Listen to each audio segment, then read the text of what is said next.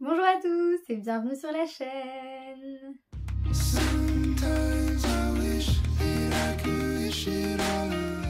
Aujourd'hui, on se retrouve pour un avis lecture sur la saga Phobos de Victor Dixon, publiée chez la collection R, parce que c'est une de mes sagas préférées, parce que Victor Dixon est un de mes auteurs français préférés. Donc je me devais de vous en parler parce que ça a été un de mes plus gros coups de cœur de toute ma vie en fait. Et donc il faut que je vous en parle, il faut que je vous dise à quel point c'est génial. Phobos est une saga de science-fiction en 4 tomes, plus un tome bonus qui, d'après l'auteur, se lit entre le tome 2 et 3, qui est donc Phobos Origine. Le tome 2 ressemble à ça, et voilà le tome 3 et le tome 4. Mais donc Phobos, qu'est-ce que ça raconte? Eh bien, comme je vous l'ai dit, c'est une histoire de science-fiction qui va suivre un programme télévisé qui s'appelle Genesis, qui permet à 6 filles et 6 garçons de s'envoler pour la planète Mars. En fait, il y a 6 filles, 6 garçons, 6 prétendants, 6 prétendantes qui sont dans les 2 compartiments séparés d'un même vaisseau spatial. Ils ont 6 minutes chaque semaine pour se séduire et se choisir sous l'œil des caméras embarquées. Et donc ils sont les prétendants, comme je vous l'ai dit, du programme Genesis, qui est l'émission de speed dating la plus folle de l'histoire, destinée à créer la première colonie humaine sur Mars. Notre héroïne, c'est Léonore, une orpheline de 18 ans. C'est une des 6 filles qui sont dans ce vaisseau. Elle veut trouver l'amour avec un grand A. Elle a signé pour la gloire, elle a signé pour l'amour, elle a signé pour un aller sans retour. Même si le rêve vire au cauchemar, il est trop tard pour regretter. Le résumé donne l'ambiance. On part sur un voyage spatial qui est retransmis dans le monde entier par les caméras. C'est une émission de speed dating assez basique, mais vous le voyez, c'est assez spécial quand même parce qu'on est dans l'espace. Et tout ne va pas se passer comme prévu. Là est le point fort de l'intrigue. Et on va suivre notre héroïne, Léonore, dans cette grande aventure. C'est difficile de vous parler de Phobos parce que c'est une très longue saga, mais une saga qui est passionnante. On suit donc Léonore dans cette aventure, ils sont dans le vaisseau spatial, ensuite ils vont être sur Mars, et en fait, il y a tellement de choses qui se passent que c'est compliqué de se souvenir de tout déjà, mais le fait est que c'est un récit qui est extrêmement riche, extrêmement complet, extrêmement profond aussi, qui a de multiples facettes. Léonore n'est pas la seule fille, il y en a 6 en tout, donc en même temps on suit le quotidien des autres filles, même si le point de vue que l'on a c'est celui de Léonore. Et donc c'est toujours super intéressant parce que chaque personnage a une nationalité différente, parce que les 6 prétendants et les 6 prétendantes ont été choisis selon leur nationalité pour qu'il y ait donc des nationalités différentes, pour que chaque pays soit représenté. Bon, il n'y a pas tous les pays, mais il y en a un certain nombre. Donc ça aussi c'est intéressant et j'ai trouvé ça original. Et donc on suit voilà leur aventure, leur traversée de l'espace, puis leur petite vie sur Mars. Et comme je vous l'ai dit, rien ne va se passer comme prévu, il y a beaucoup de retournements de situation, beaucoup d'actions. Je ne peux pas vous dire quel est le problème, mais ce problème va prendre une proportion, vous ne pouvez pas imaginer. On ne peut pas imaginer tout ce qui va se passer dans cette saga qui est immense finalement, qui est extrêmement riche, mais qui est vraiment habilement construite. L'intrigue a vraiment été parfaitement bien imaginée par l'auteur, impossible de s'ennuyer, il y a un rythme très dynamique, parce que c'est comme ça que le roman a été fait, mais aussi parce qu'en fait on n'a pas que le point de vue de Léonore, parce que ce roman est construit aussi d'une manière assez spéciale, parce qu'on a donc le point de vue de Léonore, mais aussi plusieurs, comment on peut dire, chants. On a le contre-chant, on a le chant, et donc tout ça c'est le vocabulaire qui rappelle donc les caméras qui filment les personnages.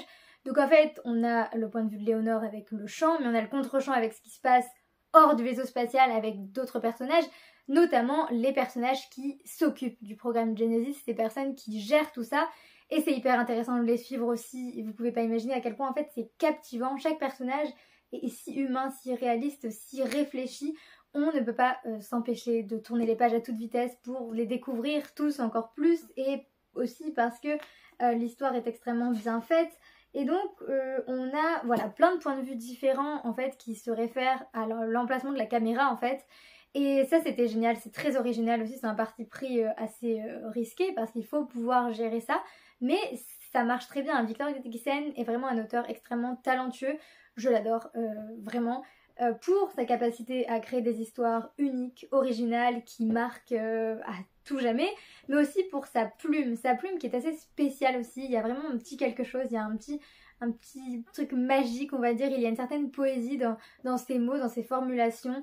Il y a de belles métaphores, franchement c'est génial. Et comme je vous dis, son imagination débordante fait que, eh bien à chaque fois on a des retournements de situation, on a beaucoup de suspense et tout est juste parfait en fait. Quand je pense et repense surtout à tout ce qui s'est passé du tome 1 jusqu'au tome 4, ça fait bizarre parce qu'il s'en passe des choses. Vous allez tomber en amour avec tous les personnages, vous allez détester des personnages aussi, vous allez trembler, vous allez crier, vous allez pleurer aussi, vous allez sourire, vous allez ressentir tout un tas d'émotions et vous allez surtout avoir un immense coup de cœur pour cette histoire qui vous marquera à jamais. Tout ce que l'on peut rechercher dans une saga, c'est là. Alors il faut aimer la science-fiction avec tout ce côté un peu technologie, mais franchement ça se lit super facilement, ça se dévore, c'est génial, tout est fait pour qu'on accroche à l'histoire. Et du coup, comme je vous disais, le tome bonus, donc Phobos Origins, et donc Phobos Origins, c'est donc le tome bonus qui est en fait un tome qui s'intéresse aux garçons. En fait on a le point de vue des garçons